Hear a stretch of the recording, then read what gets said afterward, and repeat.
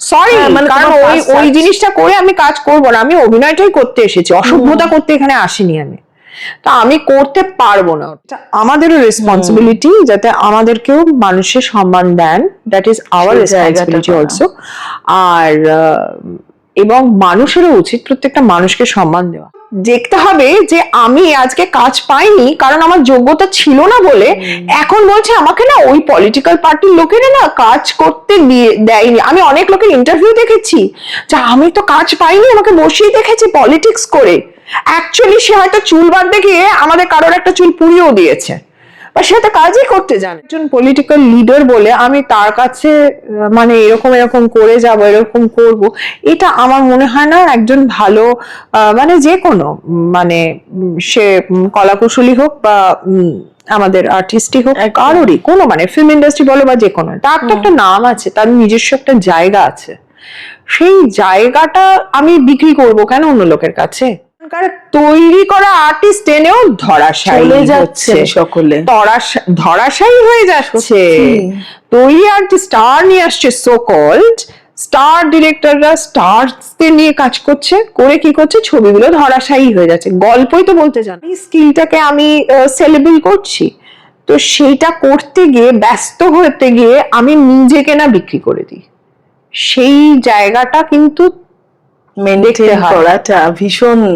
তো যেই উন্নতিটা আমি করতে পারতাম আমি কিন্তু সেটা করতে পারিনি। একদম প্রমিলাদি, এইটা আমি করতে পারিনি। আমি বলছি এমন যখন ছোট ছিলাম, যখন সিরিয়াল করছি, লোকে জানে আমি সিরিয়ালই করছি, আমি ছবির অফার প্রচুর পেয়েছি।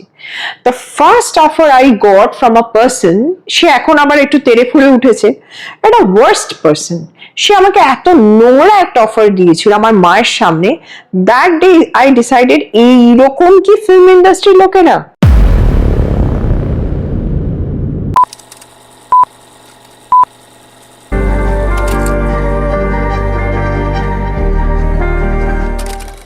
এই মুহূর্তে যে বাড়িতে আমি বসে আছি, প্রত্যেকবার গণেশ পুজোয় এই বাড়িতে আসতেই হয়।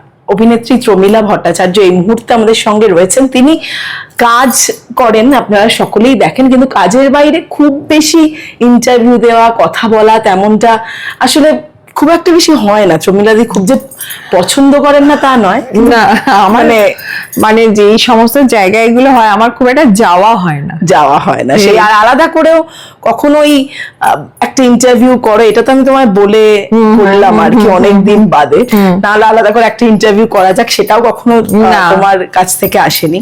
কিন্তু যাই হোক, আজকে প্রথমেই যেটা বলি, প্রমিলাদির বাড়িতে রয়েছে, সম্প্রতি তার একটি প্রজেক্ট শেষ হয়েছে, সকলেই জানেন, সোহাগে আদরাজে। কার সঙ্গে কথা বলবো, তোমার সঙ্গে নেনার সঙ্গে?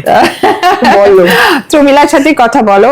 তো ময়ূরাক্ষী মল্লিক, সোহাগে আদরেতে সিরিয়ালটা এখনো দেখাচ্ছে, আমাদের শুটিংটা জাস্ট শেষ হয়েছে, লাস্ট উইকে শেষ হয়েছে। একদম, এবং এরকম মানে এইভাবে নিয়ে আসা তাকে, সব চরিত্ররাই শেষ হলেও থেকে যায় তোমাদের মধ্যে, তাই না? কিন্তু এইভাবে থেকে যাওয়া এটা বোধহয় খুব ভালো লাগে। হ্যাঁ, এটা না আমাদের সেটে ছিল, তো সেট তো এবার মানে ভেঙে ফেলা হয়, মানে চেঞ্জ হয়ে যায় সেটটাকে, পুরোপুরি ভাঙা হয় না, হয়তো রিউজ হয়, কিন্তু আমাদের এই চরিত্রগুলো তো আর থাকে না, ওটা আর আমাদের বাড়িটা থাকে না, তাই না? আমরা তো ওই এক একটা চরিত্র তৈরি করি, আমরা ওই বাড়িটায় থাকি। এখন যখন কাজটা শেষ হয়ে যায় তখন ওই চরিত্রগুলো শেষ হয়ে যায় কাজের সাথে সাথে, তাই ওখান থেকে সবাই এক একটা করে স্মৃতি আনছিল। তো আমাকে আমার এক বান্ধবী জোর করে বলল যে প্রমিলা, তোর এত বড় একটা ছবি তুই রেখে চলে যাবি? আমি বললাম যে হ্যাঁ, কেন, কি করব? বলে না না, তুই বাড়ি নিয়ে যা। তখন আনলাম যে তাই, বাড়ি নিয়ে যাব। তারপরে আমি প্রডিউসারকেও জানালাম যে এরকম ওরা বলছে, বলে হ্যাঁ প্রমিলাদি, আমিও ভাবছিলাম তোমার এত ভালো একটা ছবি সেটা ওখানে রয়ে যাবে, তারপরে তো দেখো ফ্রেম চলে যাবে, ওগুলো সব ফেলে দেওয়া হবে, কিরকম একটা লাগবে, এত ভালো লাগছে ওই ছবিটা, তুমি নিয়ে যাও। এটাই আমার স্মৃতি, তাই আমি নিয়ে এলাম। এখন সমস্যা হলো এত বড় ছবি কোথায় আমি কোথাও রাখিনি, তুমি তো নিজেই দেখলে প্যাকিং খুললাম, আমি রাখিনি, আমার খুব লজ্জা লাগে এরকম জিনিস নিজের ছবি টাঙিয়ে ক্যামেরার সামনে আসা, বেশি কিছু কথা বলে তোমার এটা খুব একটা বেশি বোধহয় পছন্দ নয় না, খুব একটা চাও না। দেখো অ্যাক্টিং করি, অভিনয় করি, অভিনয় করতে গেলে তো ক্যামেরার সামনে আসতেই হয়, সেটা নয়, সেটা তো আমার কাজে। আর কাজের বাইরে ক্যামেরা সারাক্ষণ সামনে এসে খালি ওই কিছু একটা বলবো বলে ওই মানে আমার কাজের বাইরে অন্য কিছু করে পপুলারিটি পাবো, ওটা আমার ভালো লাগে না। কাজের বাইরে রেলিভেন্ট থাকা সব সময় আর কি, সেটা কাজ ছাড়া সেটা তোমার খুব একটা পছন্দ নয়, মনেও করো না যে প্রয়োজনীয়, কিন্তু এখন সেটাই কোথাও গিয়ে তো প্রয়োজনীয় হয়ে যাচ্ছে। হ্যাঁ হ্যাঁ হ্যাঁ, অনেকেই বলে আরে বাবা তুই তো কিছুই ফেসবুক ইনস্টা কিছুই পোস্ট করিস না, কিছু না, তো সেগুলো তখন একাধিক দিই, একটা ছবি দিই, একটা গান দিই, মাঝে মধ্যে মনে হয় গানগুলো পছন্দ হয় তখন ভাবি দিয়ে দিই, কিন্তু তাতে খুব একটা লাভ হয় বলে মনে হয় না। ওই আর তুমি খুব একটা মানে এটা জোরও দাও না, যেটা আমি বলছি এটা যে খুব করতেই হবে সেটা সেরকম ভাবে ভাবো না বোধহয় তুমি। হ্যাঁ হয়তো ভাবি না বলে অনেকের থেকে পিছিয়ে আছি, সেটাও হতে পারে, তা আমি ভাবি না, কিন্তু আমার মনে হয় আমি তো অ্যাক্টিং করার সুযোগটা পাচ্ছি, সেই সুযোগেই আমি আমার বেস্টটা দেব, এবং টাচউড এটা কি বুড, যাই হোক এইটাই বুড, টাচউড আমি ওরকম ভাবেই কাজটা পাই। কিন্তু তুমি যে বললে সেক্ষেত্রে সেই কারণে অনেকের কাছ থেকে পিছিয়ে আছি, এই ক্ষেত্রে এইভাবে পিছিয়ে থাকে এটা তো আসলে ভুল, তাই না? মানে যেটা বলা হয় যে যেটা তুমি করছো সেটাতেই ফোকাস করো, আমরা সেটাই শিখে এসেছি ছোটবেলা থেকে। আমি অভিনয় করি এবং তার সাথে যেটা আরেকটা অনেকগুলো সোশ্যাল ওয়ার্ক আছে সেগুলো করি, কিন্তু সেইগুলো আমি পাবলিসিটি করি না, যে আমি সোশ্যাল ওয়ার্ক গুলো করি সেগুলো আমি পাবলিসিটি করি না, যেটা অনেকেই হয় যে যে নিজে কোনো সোশ্যাল ওয়ার্ক করতে গেলে সেইগুলোর একটা ছবি তুলে রিল বানিয়ে নিজেরা পোস্ট করছে, আমি সেটাকে সোশ্যাল ওয়ার্ক বলে মনে করি না, কারণ ওটা তো নিজের জন্য মানে অন্যের জন্য করছি, নিজের শান্তির জন্য করছি, সেটা আমি বাজারে বিক্রি করতে চাই না বেসিক্যালি। একদম এটা নয়, এটা নয় কারোর কোনো, আমি তো কোনো খারাপ সময় বা কারোর পাশে এসে দাঁড়ালাম, তা সেইটাকে আমি কেন বিক্রি করব? বিক্রি করার কথা তুমি যখন বললে, এই যে অভিনেতা অভিনেত্রীদের মানে শিল্পীদের নিজেদের অবশ্যই নিজেদের যেটা গুণ মানে যেটা কাজ সেটা তো বিক্রি করতে হয়। অবশ্যই আমরা তো পারিশ্রমিকের জন্যই কাজ করছি, পারিশ্রমিক পাচ্ছি, পারিশ্রমিক না পেলে কি আর কাজটা করতাম? সেটা না, আমি বলছি যে মানে সেল করা বলে যে মানে তোমাকে শেখা উচিত how to sell yourself, how to sell myself, that I know only through my acting skill. I know this মানে the skill should be sold out, but nothing else. একদম এটা এটা পাক্কা কথা বলেছে, এইটা it is your skill we are selling, right? not us as an actor. আমরা আমাদের যে স্কিলটা আছে, একজন গায়ক বা সেও যেমন একজন আর্ট যিনি একজন আর্টিস্ট, সবকিছু কিন্তু তার স্কিলটাকে বেচে, কিন্তু এটার মধ্যে একটা মানে একটা ভীষণ সূক্ষ্ম ডিভিশন আছে, মানে সেটা হলো এই স্কিলটা আর নিজে, কারণ আমরা তো আমারই স্কিলটাকে আমি সেলিব্রেট করছি, তো সেইটা করতে গিয়ে ব্যস্ত হতে গিয়ে আমি নিজেকে না বিক্রি করে দিই, সেই জায়গাটা কিন্তু মেনটেন করাটা ভীষণ গুরুত্বপূর্ণ, কঠিনও আমার মনে হয়, তাই কঠিন নয়? তোমার কাছে বোধহয় নয়। না আমার কাছে তো আমি দেখো আমার ওই হয় না, আরো অনেক কারণ আছে যেটা বলি তোমাকে, সেটা হলো আমি লোকে যেমন অফিসে যায়, আমার কাছে আমার কাজটাও সেরকমই, মানে আমি সকালবেলা যেই টাইমে পৌঁছানোর কথা আমি এক্সাক্ট ওই টাইমেই পৌঁছাই, সেখানে আমার যদি রাস্তায় কোনো কারণে আমার যদি রাস্তায় দেরি হয়, যদি আমার 10 মিনিট দেরি হয়, আমি সেই 10 মিনিট টাইমটা কেন আমি 15 মিনিট সময় হাতে নিয়েই আমি প্রোডাকশনকে জানিয়ে দিই যে আমার 10 থেকে 15 মিনিট দেরি হবে, কিন্তু সেটা খুব রেয়ারলি হয়। আমি যদি বলি আমার 9টায় কল, মানে আমি 9টাতেই পৌঁছবো, আবার আমার যখন প্যাক আপ টাইম হবে আমি কিন্তু ওই টাইমটাতেই বেরোবো, ওখানেও আমায় যেমন আটকাতে পারবে না, তেমন লোককে আমার দিকে আঙুলও তুলতে দেব না যে তুমি দেরি করে এসেছো। আর প্রত্যেকে যেমন অফিসে কাজ করে বাড়ি আসে, নিজের সংসার ফ্যামিলিকে সময় দেয়, আমাকেও সেটা দিতে হয় এবং আমি সেটা দিই ভালোবেসে, একদম ভালোবেসে, এবং ওটা আমার দায়িত্ব দেওয়া। একদম এইটাতে আসবোই, কিন্তু এই যে তুমি একটা আদর্শর কথা বললে, মানে এখন তো খুব সহজে আদর্শচ্যুত হন মানুষ, মানে হয়ে যায় এত প্রলোভন চারিদিকে, এমন একটা পরিস্থিতি, সেখানে তুমি বোধহয় একটু তোমার মানে রাস্তাটা তুমি জানো কি সেই দিকেই এগিয়েছো, একটু এদিক ওদিক কখনো বোধহয় চমিলাদির হয়নি এত বছরের কেরিয়ারে, তাই না? আমি একটু রিজিড, আমি সব ব্যাপারেই মানে এই আমার কাজ বলো বা আমার বাড়িতে যে নিয়মটা বলো, আমি কিন্তু খুব একটা মানে চেঞ্জ ইজ গুড যদি সেটা কোনো উন্নতি এনে দেয় আমার এবং বাকি সকলের, then the change is acceptable. But যদি সেটাই কোনো মানে কিছু ভালো দিক না থাকে, দেন আমার মনে হয় নিজের কথার কিন্তু খেলাপ করতে নেই। তো কথাটা কথাই হওয়া উচিত, সেই জন্যই তো আমরা মানুষ না, তাই আমি দিকভ্রষ্ট হই না, ওইটাই মেনটেন করি। রিজিড থাকছো, রিজিড থাকা যায় ইন্ডাস্ট্রিতে, মানে কাজের ক্ষেত্রে, নিজের ডিসিশনের ক্ষেত্রে? হ্যাঁ, কেন থাকা যায় না, ইচ্ছে করলেই থাকা যায়। আমি ছাড়তে হয় না শোনো, দেখো আমার মতে হচ্ছে, আমি যখন প্রথম একটা কোনো কাজ নিই, আমি কিন্তু আমার খারাপ দিকগুলো বলেই দিই, তাতে যদি ওনাদের মনে হয় আমাকে নিতে পারবেন, ওনারা কমফোর্টেবল, তাহলে ওনারা নেবেন, নাহলে ওনাদের কেন আমি অসুবিধায় ফেলতে যাব। কিন্তু আমি মনে হয় আমি অনেক বেশি ভালো মানে এই কাজের দিক দিয়ে অনেক বেশি প্রফেশনাল, এই কারণে আমি একটা কাজ নিলাম, তারপরে বললাম আমার না আজকে 2 ঘন্টা দেরি হবে। আচ্ছা শোন না, কটায় ফ্লোর দেবো বলতো, কটায় ফ্লোর হবে বলতো? আমি সব ফ্লোরে বিশ্বাস করি না। আমরা 30 বছর আগে কাজ শুরু করেছি, তো যাদের হাতে, তাদের একটা কল টাইম থাকতো, ফ্লোর টাইম থাকতো না কোনোদিন। আমি ফ্লোর দিয়ে দেবো, সারা রাত যোগে পার্টি করবো, চোখের তলা কালি পড়ে যাবে, তারপরে আমি সকালে ঘুম থেকে উঠতে পারবো না, তারপরে আমি ফ্লোর দেব বলে ওই ফ্লোরের 5 মিনিট হয়তো ফ্লোরটা বসেই রইলো, প্রডিউসার তো টাকা স্পেন্ড করছে সকলের জন্য, এই বার্ডেনটা আমি নিতে পারবো না। আমি যদি সারা রাত কোনো সময় পার্টি করতেও হয়, তাহলে আমি সকালবেলাতেই উঠবো, সেই ক্ষমতাটা যেন আমার থাকে, যারা আমি সকালেই উঠবো, উঠে নিজের কাজটা আমি টাইমে গিয়েই পৌঁছবো, আমার কাজটা আমি করব। বা এরকমও করি না যে একটা কাজ করতে করতে আমি বলে আর একটা কাজ ধরে নিলাম, সেই কাজটা ধরে নিলাম, এদেরকেও জানালাম না, এবার অ্যাডজাস্ট করে এর সঙ্গে ঝামেলা, ওর সঙ্গে এত ঝামেলা পারি না হ্যান্ডেল করতে, আমি এত পারি না। কারণ আমি যদি একটা কাজ নিই, তাহলে অন্য কাজও করি।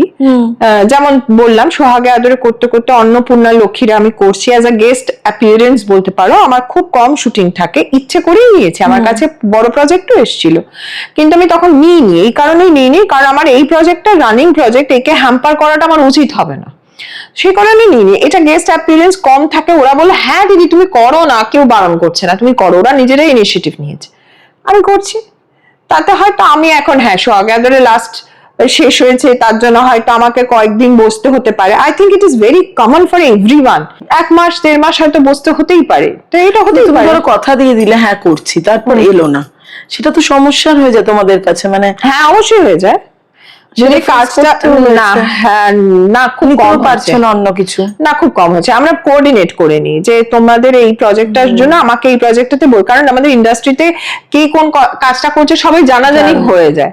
তো কথাটা না কথাই, যে আমি যদি আজকে এই কাজটার লোভে আমি একজনের সঙ্গে কথা কেন, আমার তো সেইবার এই সোহাগে আদরে যেদিনকে লুক সেট করে এলাম, বা তার আগে যেদিনকে আমাকে ওরা কনফার্ম করলো, সেই সময়ও আমার অনেক প্রজেক্ট হাতে এসেছিল, কিন্তু আমি নিইনি, কারণ আমি একটা জায়গায় লুক সেট করে এলাম, ওদের কিন্তু ডিলে হয়েছে শুরু হতে, 1-1.5 মাস ডিলে হয়েছে, বসেছিলাম, কিন্তু কথাটা বড়, কথার দামটা রাখতে হবে। কথা রাখার কথা বলছো তুমি, এখন কথা রাখার মানুষ নেই এটা বলবো না, কিন্তু কমে গেছে, আছে একদমই আছে, না হলে সেই কিন্তু কমে তো গেছে। মানে আমি শিখলাম করতে, আমি তো নিশ্চয়ই বড় হয়েছি, আমিও লোকজনের সাথে মিশছি, তো কথার দাম যার নেই তার তো কোনোই মূল্য নেই। যারা কথা রাখে না তাদের, মানে ধরো তুমি ভাবলে এনারা কথা রাখবেন, এরকম তো নিশ্চয়ই একাধিকবার হয়েছে, কিন্তু রাখলেন না। তারপরে তখন কি হয় প্রমিলাদি, কারণ তুমি তো একদম এই মানুষটাই যার কথা রাখি, পাঞ্চুয়াল এবং কথা, তখন কি করো বা কি অসুবিধা? সেটা তার মতন, তাকে আমার বদলানোর কোনো দায় নেই। তবে একটা জিনিস, অনেকে থাকলে, আশপাশে থাকলে তাদেরকে এটাই শিক্ষা দিই যে একটা মানে প্রত্যেকটা জিনিসের তো একটা দাম, মানে ইয়ে আছে, যে একটা ক্যারেক্টারিস্টিক্স আছে, সেখানে এইগুলো তো যে নেগেটিভিটি, যে যে কথার দাম নেই, সে তো, তাকে তো ট্রাস্টই করা যাবে না, তাই না? কিন্তু প্রথমে বোঝা যায় না তো যে, হ্যাঁ দেখো প্রথমে তো বোঝা যায় না, অবভিয়াস হয়, কিন্তু জানো তো মানুষকে কিরকম ভাবে জাজ করতে হয়, মানুষ তোমায় কি বললো সেটা দেখে জাজ করতে নেই, মানুষ অন্য সকলের সাথে কি করছে সেটা দেখে জাজ করতে হয়। তোমার কাছে আজকে ধরো একজন খুব ভালো ব্যবহার করলেন, কিন্তু সে আশপাশের লোকের সাথে ভালো ব্যবহার করছেন না, তার মানে তোমাকে এটাই বুঝতে হবে যে এই লোকটি যে আমার সাথে ব্যবহার করছে, আমার কাছ থেকে তার যা পাওনা সেটা হয়ে গেলেই কিন্তু সে ওই রকম আর বাকি 5 জনের মতনই আমাকে ট্রিট করবে, তখন কিন্তু তার সঙ্গে ওরকমই ট্রিট করা উচিত। একদম ইউজড হওয়া আসলে, ইমোশনের ক্ষেত্রে, সম্পর্কের ক্ষেত্রে, সব রকম ক্ষেত্রে। এটা কখনো প্রমিলাদি তুমি হয়েছো এত বিচক্ষণ হয়েও প্রচুর মানুষ? আমি হয়েছি, মানে কি বলবো, বুঝতে পারি এই লোকটা ঠিক না বা এই মহিলাটি ঠিক নয়, বুঝতে পারি, কিন্তু আমি সেরকম ভাবেই ডিল করি। আমি তার মনটা, মানে কোনো কিছুতে তার কথায় বল না বয়ে যাই না, তুমি কখনো বয়ে যায় না, এইটা একদিকে আই মেইনটেইন দ্যাট, যার জন্য লোকে আমাকে অহংকারী ভাবে।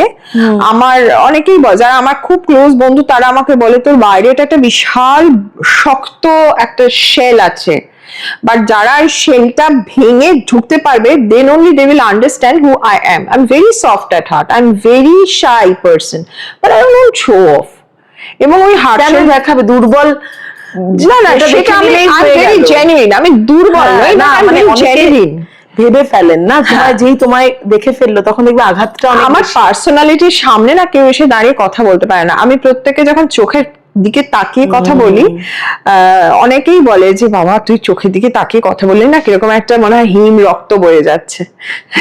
আর আমি সত্যি কথা বলে দিই, লোকের মুখের সামনে সত্যি কথা বলি, আমি পিছনে কথা বলা পছন্দ করি। বলো, হ্যাঁ এটা কিন্তু আমার খুব প্রবলেম, মানে লোকে তুমি শুনে থাকবে, মানে তুমি, আমি যদিও তোমার অহংকারী আমি শুনিনি, আমার কখনো তোমার লাগেও নি না, আমাকে বলে খুব পার্সোনালিটি খুব ভয় পায়, খুব আমাকে মানে অভিনয়ের ক্ষেত্রেও এখন তো লোকে আউট অফ দ্য বক্স ভাবে না, হয়তো ক্যাপাবিলিটি নেই বলে ভাবে না। I am very straight forward in this also, when an actor is an actor, he or she can do acting of any kind, জনার ব্রেক করার সাহস লোকের নেই, কারণ তার সেই শিক্ষাটা নেই। এই যে আমাকে একটা নেগেটিভ প্যাটার্নে অভিনয় করানো, এখন মানে আফটার মাই চাইল্ডস বার্থ, একটা দুটো প্রজেক্ট ছাড়া সবকটাতেই নেগেটিভ, তাহলে লোকে তো রিস্ক নিতেই জানে না, তাহলে তো জানেই না অভিনেত্রী যে কিনা নেগেটিভ ক্যারেক্টার এত ভালো করতে পারে, সে পজিটিভ আরো ভালো করতে হবে, অনেক ভালোর চেয়ে ভালো করতে পারে, কারণ নেগেটিভ সবাই করতে পারেন একদম। টাইপ কাস্টিং যারা করেন তারা নিজেরা লিমিটেড, তাদের এডুকেশনটা লিমিটেড, সেই জন্যই তারা টাইপ কাস্টিং করেন। তুমি কি, আমি তো আগে, তোমরা তো প্রতীক্ষা দেখেছো বা আমার আগের সমস্ত সিরিয়াল দেখেছো, আমি তো প্রোটাগনিস্ট, আমি পজিটিভ, তাহলে এদের কি বলবো, এরা নিজেরা জানে না। একটা বয়সের অভিনেতা অভিনেত্রীদের কিন্তু দেখবে, বিশেষ করে অভিনেত্রীদের একটু নেগেটিভ বা একটু এক ধরনের কাছে ফেলা সেটা করা হয়, মানে কিন্তু তুমি, আমি বলছি যে তো মানে তুমি তো মানে সেই অপেক্ষাটা কি করতে চাও যে না আমি করবই না, আবার আর একটা একরকম না, আবার আর একটা আমি আবার একটু ইন্টেলিজেন্টলি করি কাজটা। যেমন তুমি প্রত্যেকটা প্রজেক্টে আমি নেগেটিভ করলেও একটার সাথে আর একটা কোনো মিল নেই, একটার সাথে আরেকটার কোনো মিল নেই। এর আগে অনেক নেগেটিভ করেছি, কিন্তু মন খারাপ হয় না প্রমিলাদি? মানে এই যেটা বললে পরপর নেগেটিভেরও অবশ্যই বিভিন্ন ধরন, সেই জন্য আমি শেজ নিয়ে আসছি, কিন্তু লোকে বুঝছে না যে অ্যাকচুয়ালি ওরা এক্সপ্লয়েট না করতে পেরে কিন্তু ভালো কাজটা হচ্ছে কোথায়, ভালো কাজ তো সেরকম হচ্ছে না। তাই ভালো কাজ যে ভালো যে ক্যারেক্টার পাবো সেটাও তো বিশাল কিছু একটা হবে না।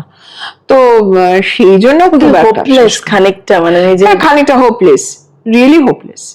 তো এবার বম্বেতে আমার অনেক সুযোগ এসেওছে, আমি হয়তো আমার ফ্যামিলির কারণে আমি যেতে পারিনি, আর I am not very comfortable in Hindi. তো বলতে পারি করেছি প্রজেক্ট, এরকম করি, এরকম যে হয়নি যে করেছি, করিনি, বাট ওই একটা টেনশন কাজ করে। হয়তো প্র্যাকটিস করতে করতে ভালো পেতামও, কিন্তু ও বাড়ির জন্য, মেয়ে এখন পড়াশোনা আছে, এই সবকিছু মিলিয়ে সম্ভব হয়নি যাওয়া। এটাকে অনেকে বলেন স্যাক্রিফাইস, তোমার কাছে না, এটা কোনো স্যাক্রিফাইস নয়। আমার মেয়ের কেমন লাগবে আমি যদি বলি আমি আমার মেয়ের জন্য স্যাক্রিফাইস করছি? কেন স্যাক্রিফাইস? কেন? এটা তো আমাদের নিজেদের ব্যাপার। কেন কোনো কারোর জন্য কেউ স্যাক্রিফাইস করলে সেটা ফ্যামিলি হয় না? তুমি বলছো তাহলে ফ্যামিলিতে স্যাক্রিফাইস হয় না? মানে না, কেন? মানে আমাকেও বুঝতে হবে, তারাও বুঝবে। স্যাক্রিফাইস ওয়ার্ডটাতে না অন্য লোককে না বড্ড ডাউন দেখায়, যে তোমার জন্য আমি ছেড়ে দিলাম, তাহলে তাকে আমি ডাউন করছি না। ওর কি ফল্ট আছে? আমি তোমার কেরিয়ার তৈরি করার পরেই আমার মেয়ে হয়েছে, তাহলে ওর প্রতি আমার দায়িত্ব, এটাই আমার কর্তব্য। এটা স্যাক্রিফাইস কোথায়? স্যাক্রিফাইস ওয়ার্ডটা is very bad. Sacrifice should be done for our country. আসলে যারা স্যাক্রিফাইস করছে, সত্যিই তাই, that is the sacrifice. This is not sacrifice, this is not sacrifice. আর আমার হাজবেন্ডের তো ভীষণ লিবার্টি, মানে ও আমি যদি বম্বে গিয়েও থাকি তো কোনো অসুবিধাই নেই, ও তো ওর কাছে তো আমি থাকতে পারছি না। এখন মেয়ে সেটেল হয়ে গেলে হয়তো হতেও পারে, যেতেও পারি, নাও যেতে পারি, ডিপেন্ডস অন মি। কারণ আমি তো আমার জায়গাটাকে ভালোবাসি, কলকাতা শহরটাকে তো ভালোবাসি না। একদম, মানে রুট ছেড়ে যাওয়াটা খুব কঠিন কঠিন কঠিন, এবং অনেকে চানও না যেতে। দেখবে এখানে আমি থাকতে চাই, আমি ভালো আছি, যতই যা। কিন্তু অনেকের ক্ষেত্রে আমি যেটা বলছি, ধরো কোন একটা ইচ্ছে থাকলো, সেই ইচ্ছে পূরণটা হয় না, কাজ করতে চাইলেন। অনেক মহিলাদের ক্ষেত্রে, পুরুষদের ক্ষেত্রেও, শুধু মহিলা না, সবাই দুজনের ক্ষেত্রেই সেক্ষেত্রে বোধহয় সেটা স্যাক্রিফাইস হয়ে যায় কোনো কোনো ক্ষেত্রে। মানে কিছু চাপে পড়ে আমি ওটা করতে পারলাম না, ইচ্ছে থাকলো। তোমার যেন ইচ্ছেটা নেই।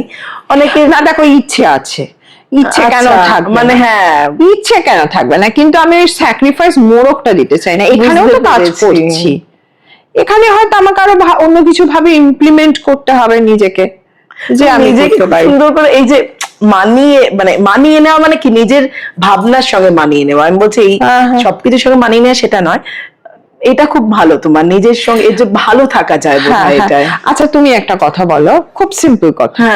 আজকে ধরো আমি বাইরে গেলাম শুটিং এ, কয়েকদিনের জন্য গেলাম, then it is different, it can be managed. ধরো আমি বাইরে বম্বেতে কোথাও একটা শুট করছি, বা দিল্লিতে কোথাও শুট করছি টানা, আর আমার এই মেয়েটার এখানে যা হয়তো হাই ফিভার হলো, বা শরীর খারাপ হলো, বা পড়াশোনার প্রেশার হলো, যেটা আমি সেটাকে ওকে হেল্প করতে পারছি না, এই যে একটা বিভৎস, তখন তো ওখানেও কাজ করতে পারবো না মন দিয়ে, এখানটাও আমি থাকতে পারছি না। তাহলে কি করে, মানে সেই কষ্টটা তো অনেক বেশি কষ্ট। এখানে তো আমি কাজ করছি, এরকম তো আমি কাজ করছি না, ওই কষ্টটা কিন্তু মারাত্মক কষ্ট। হ্যাঁ, এখন যদি আমার বর এখানে থাকতেন, যদি বলতেন যে না আমি ম্যানেজ করে নিতে পারবো, তুমি যাও, হ্যাঁ, মার তো বয়স হয়েছে, মা থাকলেও কি সেটা মায়ের পক্ষে সম্ভব হবে? মাকেই তো দেখতে হবে, সেই তো নড়বড়ে হয়ে গেছে। তো মানে এই চিন্তাটার থেকে আমার মনে হয় এখানে যেরকম পাচ্ছি, কাজ করছি, ঠিক আছে। কিন্তু আমি বলছি যে ধরো মা চমিলা ভট্টাচার্য, স্ত্রী চমিলা ভট্টাচার্য, মেয়ে চমিলা ভট্টাচার্য, বৌমা এবং আরো অনেকগুলো আছে, তার মাঝে শুধুই চমিলা ভট্টাচার্য নিজে, এইটার অস্তিত্ব কতটা তোমার কাছে? অস্তিত্বটা হচ্ছে আমি যখন স্ক্রিনের সামনে থাকি, যখন অভিনেত্রী চমিলা ভট্টাচার্য, ওটা। আর আমার কথা বলছে আমার নিজের, মানে নিজের একারই অনেক রকম ইচ্ছে করে মানুষের কাছে পৌঁছানোর। ধরো আমরা তো একটা ভীষণ অনেক কিছু পাই, আমাদের অনেক সুবিধা পাই, হয়তো উই আর লাকি এনাফ। আমি বলবো যারাই আমরা দুবেলা খেয়ে পড়তে থাকতে পারি, তারা না, আমরা অনেক অনেক লাকি। আর অনেক মানুষ আছেন যারা খুব মানে কিছুই নেই তাদের কাছে। আমার মনে হয় ওই রকম মানুষদের জন্য যদি কিছু করতে পারি, আমার তো পকেট নিঃস্ব হয়ে যায় এই সমস্ত করে করে, আমি কিচ্ছু সেভিংস করতে পারি না আমার। হ্যাঁ 30 বছরে হ্যাঁ আমি কিছু সেরকম সঙ্গে চাকরিও করতে তুমি একটা হ্যাঁ আমি সময়। চাকরিও করেছি বিদেশে এবং এখানে কোনো সেভিংস? আমি ওরম অর্থে কোনো সেভিংস নেই আমার, বেরিয়ে গেছে আমার, আমার অনেক কিছুর জন্যই বেরিয়ে গেছে, করেছি। সবসময় হয়তো পুরোটা সম্ভব হয়নি, যতটা আমার লিমিটেশন ততটাই করেছি। হ্যাঁ তার মধ্যে কি আর আমি আমার জন্য স্পেন্ড করিনি, নিশ্চয়ই করেছি। অবশ্যই আমার নিজের খরচ করেছি, আমার মেয়ের জন্য খরচ করেছি, মায়ের জন্য করেছি, বা আত্মীয় স্বজন যারা আছেন ক্লোজ তাদের জন্যও করেছি, কিন্তু মেজরলি আমার তো সেরকম ভাবেই বেরিয়ে যায়। তারপরও আমার মনে হয় যদি কিছু একটা করা যেত আমাদের সমাজের জন্য, আমাদের এখন যে পরিস্থিতি তার জন্য যদি কিছু করতে পারি, এটাই আমার খুব শান্তি এনে দেবে। নিজের ভালো থাকে এটাই তোমার কাছে? হ্যাঁ, আর ঘুমোতে ভালোবাসি, একটু নিশ্চিন্তে ঘুমোবো। ঘুমটা হয় না, সেই ঘুমটা খুব তুমিও কি দেরিতে ঘুমানোর মানুষ? ঘুমটা আসতে খুব দেরি হয়ে যায় আজকাল, জানি না বয়স হচ্ছে সেই জন্যই। হ্যাঁ সবারই তাই হয়, সবার বয়স না না দেখতে না না বয়স তো হয়েছে, এটা তুমি কোনো কিছুই নেই। হ্যাঁ কিন্তু তুমি বয়সে এত আসছে কথা তুমি বলে হ্যাঁ তারপরে কিন্তু যেটা প্রবলেম, বাকিরা বেলা অবধি ঘুমোতে পারে, আমি তো সেটা করি না। সকালবেলা উঠে মেয়েকে স্কুলে দিতে যেতে যাই, ওকে রেডি করে আমি স্কুলের বাস অবধি ড্রপ করি এভরিডে। তারপর তোমার মানে তারপরে আমি ওকে বাসে তুলে দিয়ে তারপরে আমি আমার রেডি হয়ে শুটিং এ বেরোই সকালবেলা, নালে ডিলে হলে আর কি পরে বেরোই, সকালে ওই কাজটা আমি করবোই। এই প্রত্যেকটা দায়িত্বই তুমি খুব ভালোবেসে আনন্দে করো, কখনোই সেটা বার্ডেন মনে হয় না? এটা কেন বার্ডেন মনে হবে? শুধু এইটা নয়, আমি যে কোনো কিছুই বলছি। ধরো এই যে দাদা অনেকটা সময় বাইরে থাকেন, তোমার একার ওপর তো অনেকটা প্রমিলাদি, ঘর বাইরে একা সবটাই। যখন ও এখানেও থাকে তখন তো বেচারি কিছুই জানে না। বেচারি বলছো তুমি? হ্যাঁ না, ও তো জানবে কি কোত্থেকে, ও তো থাকেই না। ও যার কাছ থেকে ফল কেনে, তারপরে গিয়ে যার কাছ থেকে সবজি, বা আমরা তখন ব্লিঙ্কিটেই সব সবজি আনাই, এমার্জেন্সি এখন দেখছি সবই এমার্জেন্সি। তো যাই হোক, তা আমি কিন্তু বাজার করি, আমি দোকানে যাই, বাজার টাজার করি, আর ওই নাম্বার গুলো ওকে দেওয়া থাকে, ও ফোন করে করে অর্ডার দেয়, মাঝে মধ্যে ও যায় বাজার করে নিয়ে আসে, কিন্তু ওই দোকানগুলোতেই যায় যেগুলো আমি ফিট করে রাখি। কোন মাছের দোকান থেকে মাছ নেবে, এই আমার বর একে দেখে দেবে, ওই সব বলে ঠলে ট্রেনিং দিয়ে ওই 2.5 মাস ওই তাও মাছ কিনতে যাওয়ার সময় ও আমাকে নিয়ে যাবে না, তুমি না থাকলে কেনা যায় না। আমি সেটাই বলছি যে এতগুলো দায়িত্ব ভালোবেসে অনেকেই মেয়েকে আজকে দুপুরবেলা টিউশনে নিয়ে গেছিলাম, টিউশনে ওকে দিলাম, দিয়ে আমি বসে একটা ক্যাফেতে বসে কফি খেলাম, খেয়ে আবার ওকে তুলে নিয়ে চলে এলাম। এই তো মাঝে একটু নিজের জন্য সময় কিন্তু গল্পের বই পড়লাম, বলছিলাম মানে সবকিছুর মধ্যে অনেক সময় হয় না যে আর পারছি না, মানে অনেকটা হয়ে গেছে, আমি টায়ার্ড। এবার তখন মনে হয় যে একটু যদি কোথাও বেড়াতে যাই, একা একদিন দুদিনের জন্য কোথাও পালিয়ে যাই। যাও তুমি? না, যেতে পারি না। মানে শুধু ভাবি করে কোনো একদিন হয়তো করে ফেলবে, বলা যায় না। Very rare chance. সেই তোমায় আমি যা বুঝতে পারছি, ঠিক আছে, কিন্তু আমি তোমার মেয়েকে যতবার দেখি, সকলেই যারা দেখেছেন তোমার মতোই বোধ হয় একটু, মানে ও খুব ইন্ট্রোভার্ট, তোমার মতোই হয়েছে। তুমি কি এমনটাই ছিলে? মানে এখন আরো কথা বলতে হয় ক্যামেরার সামনে, সেই কারণে তো মানুষ বদলায় এখানে বড় হওয়ার সঙ্গে সঙ্গে। না আমি এক্সট্রোভার্ট নই, মানে অ্যাম্বিভার্ট বোধহয়। না আমি পছন্দের না, আমার ইয়েটা হলো, মানে দুটো জিনিস পছন্দ করি না, একটা হলো নিজের ঢাক নিজে পেটানো, যেটা আমি একদম পছন্দ করি না, আর একটা হচ্ছে অস্বাভাবিক বেশি কথা, মানে বাচালতা পছন্দ করি না। এই দুটো জিনিস মানে আমার মেয়েও তাই করে, মানে রাশ্মিকা বা পুকু, ও ডাক নাম তো পুকুই, তো ও সেটাই করে, খুব বেশি একটা বিশাল কিছু বক বক করা খুব একটা পছন্দ করে না। আর নিজের কথা নিজের ঢাক কি করে নিজে পেটাবো, এইটা আমাদের আসে না, ওই জন্যই তো বললাম আমি আনফিট একদম আমাদের ইন্ডাস্ট্রির জন্য। তা তো ফিট হয়ে আছো, দেখো। ফিট না না, কোথায় ফিট, আমি বলছি তো যেই উন্নতিটা আমি করতে পারতাম আমি কিন্তু সেটা করতে পারিনি। একদম প্রমিলাদি, এইটা আমি করতে পারিনি। আমি বলছি এমন, যখন ছোট ছিলাম, যখন সিরিয়াল করছি, লোকে জানে আমি সিরিয়ালই করছি, আমি ছবির অফার প্রচুর পেয়েছি। The first offer I got from a person, সে এখন আবার একটু তেড়ে ফুলে উঠেছে, একটা ওয়ার্স্ট পার্সন। সে আমাকে এত নোংরা একটা অফার দিয়েছিল আমার মায়ের সামনে। দ্যাট ডে আই ডিসাইডেড এইরকম কি ফিল্ম ইন্ডাস্ট্রির লোকেরা, আমি তাহলে ছবি করবো না। ফার্স্ট কাজ আমি করিনি কাজটা, সরি, কারণ ওই জিনিসটা করে আমি কাজ করবো না। আমি অভিনয়টাই করতে এসেছি, অসভ্যতা করতে এখানে আসিনি আমি। তা আমি করতে পারবো না ওটা বলে আমি বেরিয়েছি। এবার ওইটার রাগের চোটে না আমি আরো পরে অনেক কাজ এসেছিল, সেগুলো হয়তো অত খারাপ নয়, ভালোই ছিল, আমি জাস্ট শুনতামই না। আমার তখন মনে হয় সবাই এরকম। এবং তখন আমরা যখন এসেছিলাম ওই 96 97, ধরো 96 এর এন্ডে কাজ শুরু করেছি, 97 98, ওই সময়টা খুব একটা ভালো কিছু সেরকম তৈরি, আমাদের তখন টেলিভিশন ইন্ডাস্ট্রি খুব, আজও টেলিফিল্ম, কত টেলিফিল্ম করেছি। তারপরে সপ্তাহে 5টা মানে এপিসোডের গল্প, মানে এক সপ্তাহে একটা করে গল্প। তারপরে ধরো একটা করে সিঙ্গেল এপিসোড, মানে নেক্সট উইক ওই যে লোকের অপেক্ষা করা নেক্সট এপিসোডটা দেখবো।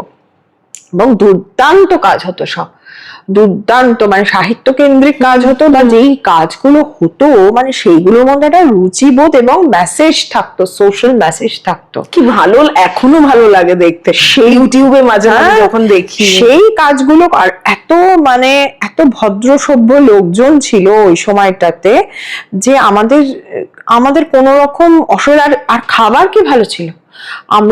আমার মনে হয় ওই মিলের টাকা এখনো রয়েছে, ওই অতদিনের যা টাকা ছিল এখনো সেই টাকাই রয়েছে, সেই জন্য এখন আর খাওয়া পাওয়া যায় না।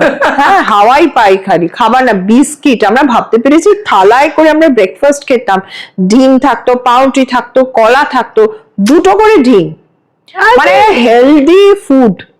আমরা যেতাম, আমরা কোনোদিন বাড়ির থেকে কোনো খাবার ক্যারি করি। জেঠিমা সবসময় যেতেন, প্রথম দিকে যেত, তারপরে প্রত্যেকটা সিরিয়ালই যখন ফার্স্ট কাজগুলো হতো মা গিয়ে দেখতেন যে চেনা পরিচিত লোক আছে কিনা, দেখে নিয়ে মা তারপরে রেগুলার যেতে পারতো না, কিন্তু ফার্স্ট দিকে একদম রেগুলার যেত।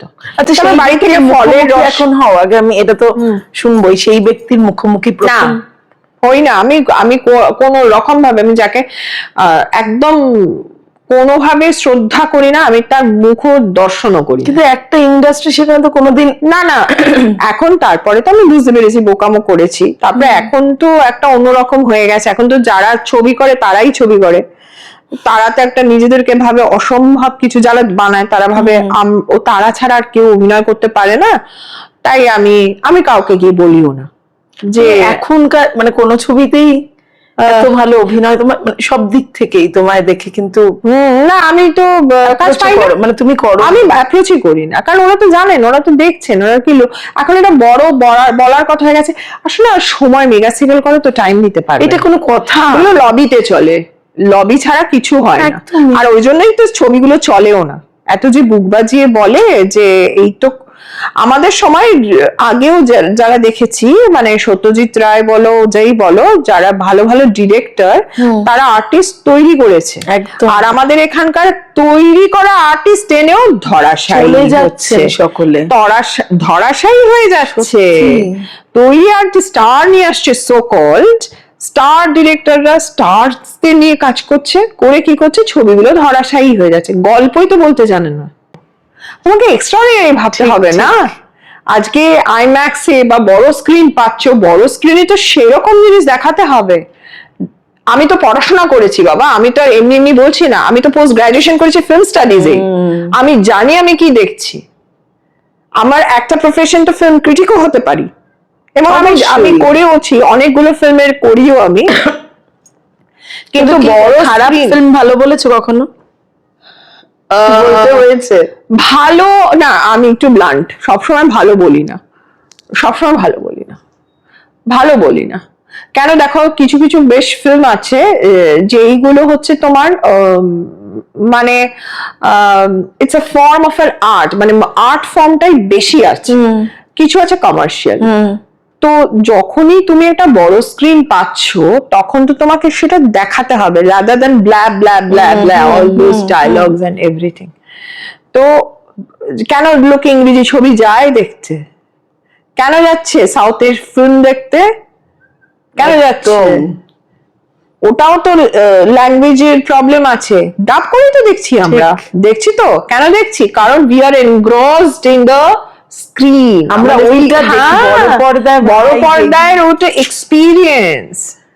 না হলে বড় পর্দা হলো কি, মানে সেই ফিলটাই যদি না পাই। একদম ঠিক ঠিক, একদম একদম, এটা একদমই দারুণ কথা বলে। কিন্তু তুমি এই মানে প্রথমের দিকেই বলেছিলে একটা চেঞ্জের কথা, যে চেঞ্জ ইজ গুড, যদি মানে ভালো হয় তুমি সেটা অ্যাকসেপ্ট করতে পারো। প্রচুর পরিবর্তন দেখলে আমি, মানে রাজনৈতিক দিক হোক, কর্মজগতের ক্ষেত্রে হোক, ব্যক্তিগত জীবনে হোক, সব। কি মনে হয় এই সময়টা, বর্তমান সময়টা তোমার কাছে যা যা পরিবর্তন হলো হঠাৎ করে, ভালো প্রমীলাদি? দেখো 2026 এটা হচ্ছে সানের ইয়ার। সবাই দেখবে ভীষণ উত্তক্ত, ভীষণ রাফ, ভীষণ উগ্র সান পাওয়ারের জন্য, আমি এগুলো বিলিভ করি। আমাদের অনেক, মানে শুধু অভিনেতা অভিনেত্রী বলবো না, আমাদের ইন্ডাস্ট্রি বহু লোক হঠাৎ করে পলিটিক্যালি ভীষণ কানেক্টেড হয়ে গেছিল। এবং তোমার কাছে অফার এসেছে, আমি ইন্টারাপ্ট করলাম, হয়তো অন্যরকম ভাবে এসছে, আমি খুব একটা অ্যাকসেপ্ট করিনি, এসেছিল, আসেনি যে তা না।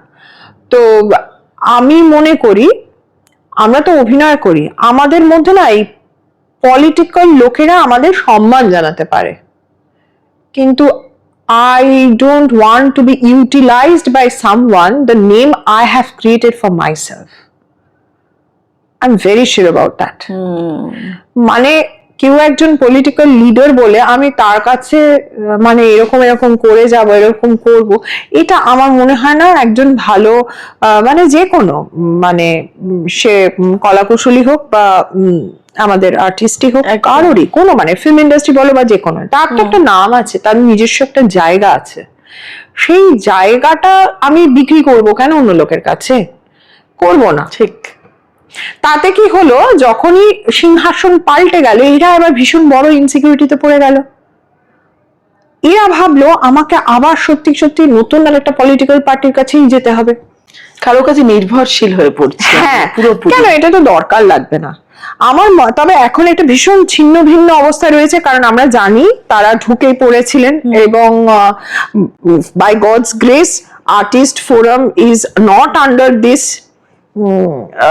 মানে ওয়াজ নট আন্ডার দিস, যার জন্য আর্টিস্ট ফোরামে যে টাকা পয়সা বা যে আমাদের মেম্বারশিপ ফিজ বা যেটুকুই নেওয়া হয়, মেম্বারশিপ ফিজই আমরা দিই, সেটা দেখো, সেটা তো দরকার, কারণ সেটা না হলে যে আমাদের অভিনয় জীবনটা যে, মানে আমরা যতদিন শরীর আছে, চেহারা আছে, আমরা কাজ করব, তারপরে কিন্তু আমাদের রোজগারটা নেই।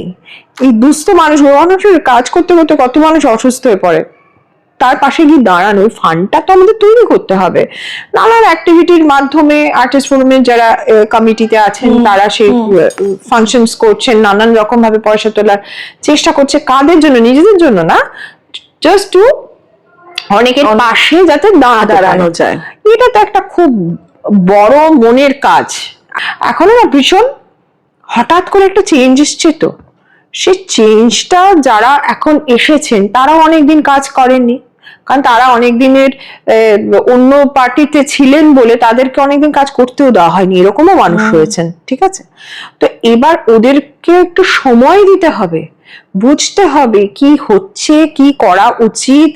এটা আমার মনে হয় ওদের নিজেদের মধ্যে কেন, যারা ইয়ে আছেন এখন, যারা মানে পলিটিক্যাল, এখন যে পলিটিক্যাল পার্টি আছে, শাসক দল আছে, তাদের সাথে বলে আগে না ঠান্ডা করতে হবে ব্যাপারটা, মানে তাদেরকেও বুঝতে হবে এবং লোককেও বোঝাতে হবে যে আমরা যেটা করি সেটা পলিটিক্স না, আমরা এখানে শিল্প করতে এসেছি, কাজ করতে এসেছি, অভিনয় করতে এসেছি, আলো করতে এসেছি, করতে এসেছি। কাউকে ধরে আমরা কিছু করব না, আমরা আমাদের ট্যালেন্টের জোরে করব। এরকমও নয় যে আমি আগে ওই পার্টি করেছি বলে আজকে ওকে বসিয়ে দেওয়া হবে। আর না, বেশ কিছু লোক আছে কিন্তু বসে আছে, তারা বলে আমার পার্টি কাজ করতে দেয়নি। ভুল।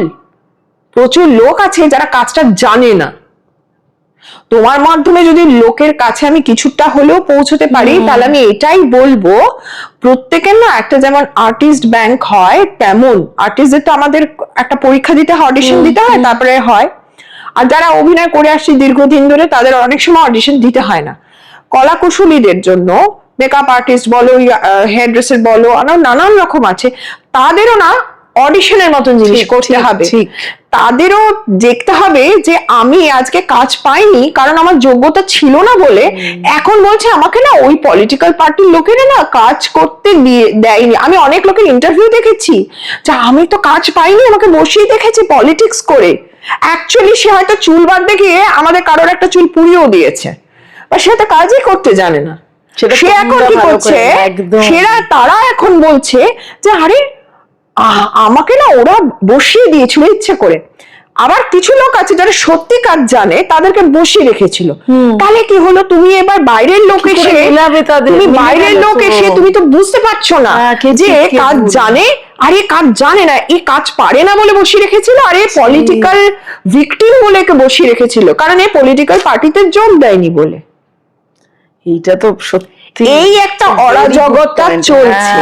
আমি এই জন্যই তোমাকে বললাম, এই অরাজকতাটা কখন প্রমাণ হবে জানো, যখন এটাকে খুব ইন্টেলিজেন্টলি হ্যান্ডেল করা হবে। যদি সেইটার প্রত্যেকটা জায়গায় কিন্তু একটা ব্যাংক আছে, skilled, very much skilled, semi skilled and without skilled. এখানে কিন্তু আমাদের স্কিলড লেবার দরকার। আমি একজন প্রডিউসার, আমি টাকা দিয়ে, একই টাকা দিয়ে আমি একজন কাজ জানা লোককে নেব না। একটা যে লোকটা কাজ জানে না, একটা প্রোডাকশনের ছেলে, সে সারা দিন এসে ঘুমালো, আমাদের খেতেই দিল না, তাকে বসিয়ে রাখা হয়েছিল। তাকে হয়তো প্রডিউসাররা নিচ্ছিল না কারণ কাজটা করে না বলে, কিন্তু সে তো বলতেই পারে, কিন্তু সে বলতে পারে, বলছে সে এখন এই হ্যান্ডেল করছে, আমি তো আসলে ওই পলিটিক্যাল পার্টির লোকেরা আমাকে বসিয়ে রেখেছিল। তাকে আবার যখন কাজ দাও, দেখো সে ঘুমাবে, কাজ করবে না। তো তুমি যদি কাজের জন্য টাকা নাও, তোমাকে কাজটা জানতে হবে একদম।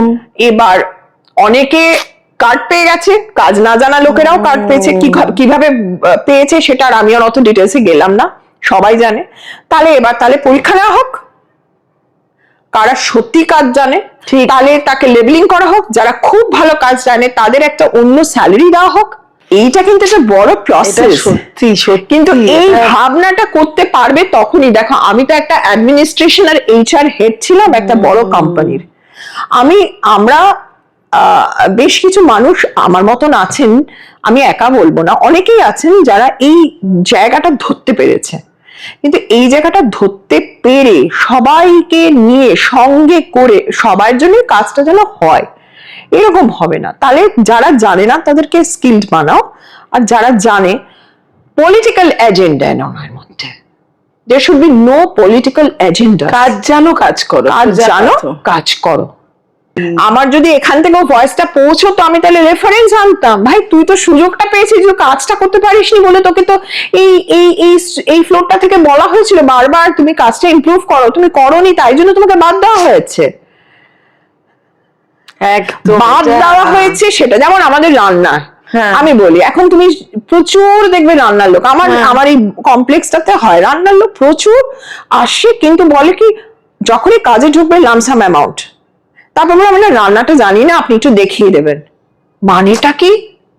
তাই তো, তুমি এই কাজটা করতে এলে আর তুমি এই কাজটা জানো না, তুমি এই কথাটা কর্পোরেট, এখন কোনো জায়গায় কিন্তু মাইনে কম নয়, আর আমি পক্ষপাতী নই, মাইনে এক পার দিতে হবে, মাইনা কম দিয়ে কাউকে ঠকিয়ে কাজ করবো এটা আমার উদ্দেশ্য নয়, আমি চাইও না সেটা করতে, দরকার আমি নিজে করে নেবো।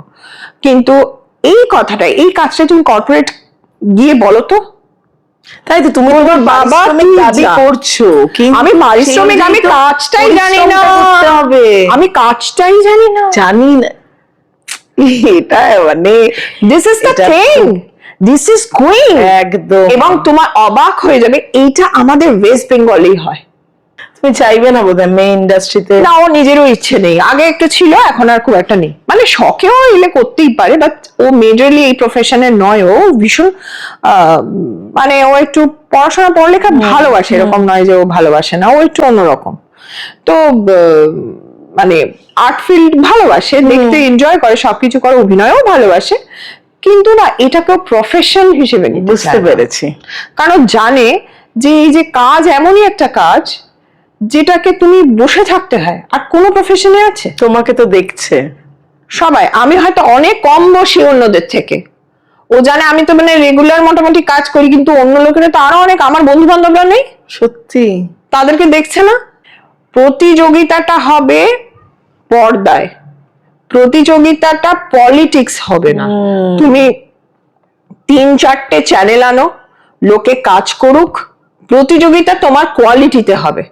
তুমি দেখো কি হয়, অনেক কেবলওয়ালা আছে, অনেক ফ্রি চ্যানেল থাকলেও দেয় না। কেন দেয় না? ওই রুট লেভেল অব্দি চলে গেছে, পয়সা খাওয়ানো, সেই দেখতে তোমায় দেবে না। ওই জায়গাটা থেকে যদি তুমি না বের করতে পারো, ইরাডিকেট করতে পারো, মার্কেটিং পলিসিস যদি তুমি খারাপ জায়গায় না নিয়ে যেতে পারো, কারণ ওগুলো সব কাটমানির জায়গা, ওখান থেকে তুমি যদি না ইরাডিকেট করতে পারো, তোমার গভর্নমেন্ট চেঞ্জও কিছু করতে পারবে না আমাদের ইন্ডাস্ট্রিতে।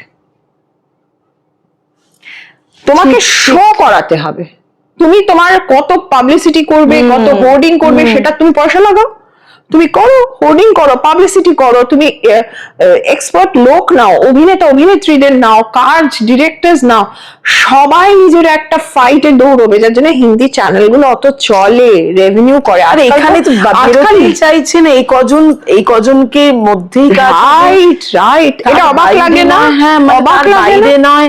হ্যাঁ, মানে একটা হাউসের হলে সেই আর্টিস্ট তারই 4টে সিরিয়াল করবে, মানে লিড বদলাচ্ছে। কিন্তু আর এই যে লিডের কথা বলছি, যে নতুন নতুন ফ্রেশ ফ্রেশ ছেলেমেয়েরা আসছে, কত আসছে, দুটো প্রজেক্ট, হ্যাঁ সেই তারপরে তাদের থ্রাইভ করাটা কি ডিফিকাল্ট হয়ে যাচ্ছে। এবং একটা প্রজেক্টে তো ভীষণ একটা হাইপ। এবার বলো, তার স্ট্যাটাসটা এতটা উঁচু করে দিল, সেই মেয়েটা তারপরে রোজগার নেই, তারপরে স্ট্যাটাসটা বিলং করা, it's a struggle and they have to take something else. ওই স্ট্যাটাসটা তৈরি করা, কারণ এই জিনিসটা, এই দেখানোটা আমার একদম নেই। তোমাদের মধ্যে কারোরই তেমন নেই, তোমরা ওই সময় থেকে যারা, হ্যাঁ আমরা কেউ দেখাই না, কারণ আমরা ওই হাইপটা আমাদের সময় হাইপ ছিল। কিন্তু বিশ্বাস করো, আমি তো ভীষণভাবে মেনটেন করি, আমি মেলায় যেতাম, অনেক কিছু করতাম, ঘুরে বেড়াতাম নর্মালি, লোকের, আমি এখনো যেখানে যেখানে যাই আমি নর্মালি যাই, লোকে চিনতে পারলো, যারা চিনতে পারলো ছবি তুললো, না হলে কথা বললাম, যারা চিনতে পারলো না ভাবতে ভাবতে আমি চলে গেলাম। এই যে হাইপে সে অভিনয় থেকে সরে যাচ্ছে, যার জন্য তুমি দেখবে আজকাল এই অভিনেত্রী, সবাই অভিনেত্রী, আর একটা নানান ধরনের খবর দেখবে তাদেরকে নিয়ে, সবাই এরা কবে অভিনেত্রী হলো, আমরা তো চিনি না, তার নিশ্চয়ই কাজ করেছে, মিথ্যে কথা তো নয়। তারপরে তাদেরকে অন্য কোনো তাড়াতাড়ি এই তকমা দিয়ে এখানে অন্য প্রফেশনে যেতে হচ্ছে তাদের, তুমি জানো না আমাদের কোন জায়গায় লেভেলে নিয়ে যাচ্ছে, কেউ সম্মান করে না। তুমি সম্মানের কথা বললে, এই যে আমরা আলোচনা করছিলাম একটু আগে, আমিও এটা ভাবলাম যে কি সুন্দর পজিটিভ কমেন্টস, এটাই তো স্বাভাবিক, এটাই হওয়া উচিত। একজন আর্টিস্টকে দেখবেন, মানুষ খুব ভালো বলবেন, সেই ছবিটা হঠাৎ করে পুরো বদলে গেল। মানে কমেন্টস, কারো ছবি ভিডিওতে আমরা কমেন্টস দেখে ভীষণ অবাক হই, হতাশ হই। তোমার ক্ষেত্রে আমি সেটা এক্সেপশন, মানে অনেকের ক্ষেত্রেই দেখেছি এক্সেপশনাল, তুমি তার মধ্যে একজন, সব ভালো। এটা অবাক করায় এবং ভয় লাগায় একজন শিল্পী হিসেবে। হ্যাঁ দেখো, শুধু শিল্পী বলে নয়, তুমি যে কোনো মানুষকে যদি তুমি তাকে সম্মানটা না দাও, তার মানে কিন্তু উল্টোটাই, তার মানে তুমি নিজেকে সম্মান দিচ্ছ না। তোমার চারিত্রিক দিক যেটা বেরিয়ে আসছে একটা সমাজ মাধ্যমে, যে তুমি একজন কাউকে আজে বাজে কথা বলছো, বেসিক্যালি তো সেটা তোমার শিক্ষা দীক্ষায় প্রভাব ফেলছে না, যে I am talking such a nonsense things. তো এটা একদম তো খারাপ তো লাগে। আর একজন শিল্পী হিসেবে যেখানে আমাদেরকে লোকে দেখেন, সেখানে আমাদেরও উচিত, কিন্তু এটা আমাদেরও রেসপন্সিবিলিটি, যাতে আমাদেরকেও মানুষের সম্মান দেন, that is our responsibility also. আর এবং মানুষেরও উচিত প্রত্যেকটা মানুষকে সম্মান দেওয়া, অন্তত নেগেটিভ। আমার অনেকেরই কিছু খারাপ লাগে, কিন্তু আমি সেটাতে কিছু বলি না, চুপ করে যাই, হয়তো লাইকও করি না, ডিসলাইকও করি না, আমি জাস্ট ওটা পেরিয়ে যাই। কারণ যদি আমি কোনো ব্যাপারেই না কথা বলি, তাহলে তো বেশ ভালোই হলো, তাহলে তো সেও ফুটেজ পেলো না কিছু, তাই না? যদি ফুটেজই বলো, তাহলে অবান্তর কথা বলে কোনো লাভ নেই। আর আমি তো কাউকে বদলাতে পারবো না, একদম। আমি কারোকে মানে বলে বাজে করে আর কাউকে কষ্ট দিয়ে না নিজেদের ভালো হয় না। অনেকেই আছে বড্ড আঘাত করে কথা বলে, আঘাত করে কথা বললে কি আর নিজের ভালো হয়? আর একটা তুমি বলো না, তুমি একটা মানুষকে ভালো কথা বলছো, তোমার মনে তার রিফ্লেকশন হবে। এবার তুমি যদি একটা মানুষকে খারাপ কথা বলো, তুমি দেখবে তোমার ভালো কিন্তু না না, সেটাই বলছি, একদম এটা ঠিক ফিরে আসে, একদম একদম ফিরে আসে। এটা লোকে না বোঝেই না। না মানে এখন বোধহয় আরো মানে বললাম না, কেমন একটা ক্ষিপ্ত, সবাই যেন উত্তেজিত, সবাই যেন একটা কিছু না জেনে কমেন্ট করে, খুব বিরক্ত সবার উপর। না পড়াশোনা করে না, যে আমি যেটা শুনছি, যেটা দেখছি, আচ্ছা এটা কি সত্যি বলছে, এই আইডিওলজিটা কি সত্যি ঠিক? আচ্ছা আমি জানি তো, আমি দেখি তো, পড়াশোনা করি তো, পড়াশোনাটা করে না, বই পড়ে না তো লোকে। যাই হোক, কত আর আমরা অনেক কিছু কথা হয়ে যাচ্ছে, কথা মানে সত্যি বলার মতো এই কথাগুলো, কিন্তু আমার মনে হয় আমি আমাদের ইন্ডাস্ট্রি প্রেজেন্ট সিচুয়েশন নিয়ে তোমাকে খুব ভালো একটা আইডিয়া দিয়েছি। মানে এটা ক্লিয়ারই, এটা ভাবিনি। এটা কেন হলো জানো? আজকে আমি তো 30 ইয়ার্স হলো কাজ করছি, আমি তো দেখেছি সেই চেনো মানুষগুলোকে। আমাদের যে সবাই হয়তো কষ্টে ছিল, কষ্টে আছে, আসলে তো দেখতে হবে, চাকরিটা প্রয়োজন। এখন আমার মনে হচ্ছে ছেকে ছেকে একদম। যাই হোক প্রমীলাদি, থ্যাংক ইউ সো মাচ, অনেকটা সময় দিলে। আবার আমি জানি না কতটা লোকে শুনবে, তুমি কতটা কাটবে। আমি সত্যি কাটবো না, এত ভালো কনভারসেশন ছিল যেগুলো শোনা প্রয়োজন। তো শেষ করবো, কিন্তু শেষে কাজের আবার অপেক্ষা, নতুন কাজের অপেক্ষাই করো তুমি। হ্যাঁ মানে ইগারলি ওয়েটিং, সেটা কি? হ্যাঁ, কথা ওই রয়েছে, আসলে আসবে, ঠিক চলে আসবে, এইটাই বলছি। মানে ওই ঠিক আছে, কারণ আমি যেটা বলছিলাম একটু আগে, যে তোমার কাজটাই সব, ওটা ছাড়া আমি শূন্য, সেটা তো প্রমীলা ভট্টাচার্য সেটা কেউ নয়। সব রকম কাজই কাজ, সব রকম কাজই কাজ। কারণ আমি নিজে কাজ করার কথা ভাবছি, একটু অন্য ধরনের কাজ, সেই জন্য সেইটারও সময় পাচ্ছি। তারপরে দেখো, আমি প্রচুর বললাম না সোশ্যাল ওয়ার্ক করি, সেইগুলো নিয়ে প্রচুর ব্যস্ত, প্রচুর লেখালেখি করতে হয়, তার জন্য অনেক কিছু দায়িত্ব নিতে হয়, ওইগুলো করছি। সুতরাং কাজের তো শেষ নেই, নিজেকে ব্যস্ত রাখতে হবে, সব রকম বিষয়ে ব্যস্ত রাখতে হবে, সেটা দরকার। পজিটিভ দিকে ব্যস্ত রাখা। নেগেটিভ আমাকে করতে হয়, চরিত্র নেগেটিভ, কিন্তু কাজটা আমি নেগেটিভ পছন্দ করি না। হ্যাঁ, তারপরে তো রয়েছে বাড়িতে খুনসুটি রয়েছে, মায়ের সাথে ঝগড়া ঝামেলা, এগুলো তো রয়েছে, এগুলো তো বেশ ভালোই টাইম পাস হয়ে যায়। বেড়াতে যাওয়া, আমার হাজবেন্ড এখন মেয়ের ICSE নেক্সট ইয়ার বলে আমরা এই বছরটা কোথাও যাইনি। তো ওই আমার হাজবেন্ড এবার এসে ওর পরীক্ষাগুলো হলে তারপর আবার একটু বেড়াতে যাবো, ওই বেড়ানোটা আমাদের একটা হয়। কিন্তু একটা কথা, এই যে তুমি বললে লাস্ট হঠাৎ, তোমার তো প্রায় লং ডিস্টেন্স রিলেশনশিপ এখন। হ্যাঁ, মানে লং ডিস্টেন্স কেন, আমরা তো রিলেশনশিপ আছে, হাজবেন্ড ওয়াইফ, যার যেরকম আছে লং ডিস্টেন্স, হাজবেন্ড ওয়াইফই লং ডিস্টেন্স, আমি সেটাই বলছি। মানে এটা যখন খুব মিস করো, কোনো কথা বলতে হয়, 24 ঘন্টা তো হোয়াটসঅ্যাপ কল করছি, ভিডিও কল করছি, একটু তো বলতে হতো না? সত্যি আমি খুব মিস করি মাঝে। না কথা দেখো, এখন না একটা বয়স হয়ে গেছে তো, এখন আর ওই যখন যেটা ছিল সেটা পেরিয়ে এসেছি।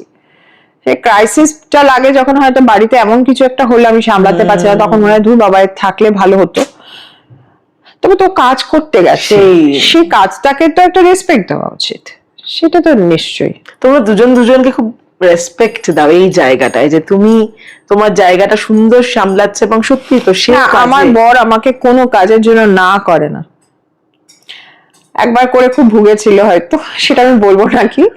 তো আর একদম আমার কোনোদিন কিছুতে না করে না, ও না করে না, ও আমাকে গাইড করে, ও বলে যে তুমি ঠিক মতন এগাও। মানে অনেক কিছু ভুলভাল হয়ে গেলে আমি নিজে একা ডিসাইড করি না, আই অলওয়েজ, মানে ও আমার হাজবেন্ডও তাই, সবসময় আমরা একটু আলোচনা করে নিই, কারণ বন্ধুত্বটা সবার আগে রাখতে হবে, ট্রাস্টটা রাখতে হবে।